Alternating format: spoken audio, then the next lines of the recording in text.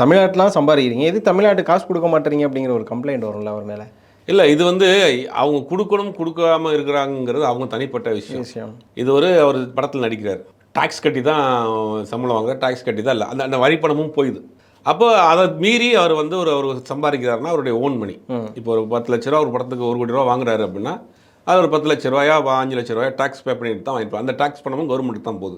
அதை மீறி தனிப்பட்ட ஒரு பணம் அவர் வச்சிருக்காரு அப்படின்னா, குடுக்கறது, குடுக்காம இருக்கிறாங்க அப்படிங்கிறது அவங்கவங்க விருப்பம். அது ஒண்ணு. ரஜினிகாந்த பொறுத்தவரைக்கும், நேரடியாக இந்த மாரி போய் சம்பிரதாயமாக ஒரு ரூ. 10,00,000 குடுத்துட்டு, ஃபோட்டோ எடுத்துட்டு வர்றது, 10 மூட்டை அரிசி குடுக்குறது, 2 தையல் மிஷின் வாங்கி குடுக்குறதெல்லாம் பண்ணவே மாட்டாரு. அது இல்லாம தன் சார்ந்த நபர்களுக்கு நெறைய உதவி பண்ணியிருக்காரு. மறைமுகமா. நெறைய பண்ணியிருக்காரு. அவரோட உடன் இருந்த ஒருத்தருக்கு ஒரு பெரிய அளவுல கிட்னி ரீப்ளான்டேஷன் பண்ணுறதுக்கு உதவி நிறைய பண்ணியிருக்கிறாரு. நிறைய பத்திரிகையாளர்கள் பண்ணியிருக்கிறாரு. சமீபத்தில் கதையாசிரியர், இயக்குனர், தயாரிப்பாளர் கலைஞானம் அவர் பைரவி படத்தில் இவர் தான் அறிமுகப்படுத்துகிறார் ஹீரோவா. அவர் ரொம்ப பொருளாதார ரீதியாக கொஞ்சம் சிக்கல் இருக்கிறாரு. அவர் ஏதோ ஒரு விழாவில் ஒரு எழுத்தாளர் சங்க விழான்னு நினைக்கிறேன். அதில் பேசுகிறாங்க. இந்த மாதிரி கலைஞானம் மூத்த உறுப்பினர் ஒன்றும் வாடகை வீட்டில் தான் இருக்கிறாரு.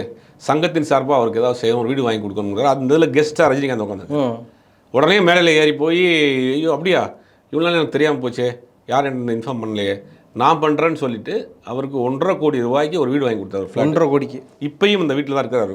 இப்போ அந்த வீட்டில் தான் இருக்கிறாரு. இங்கே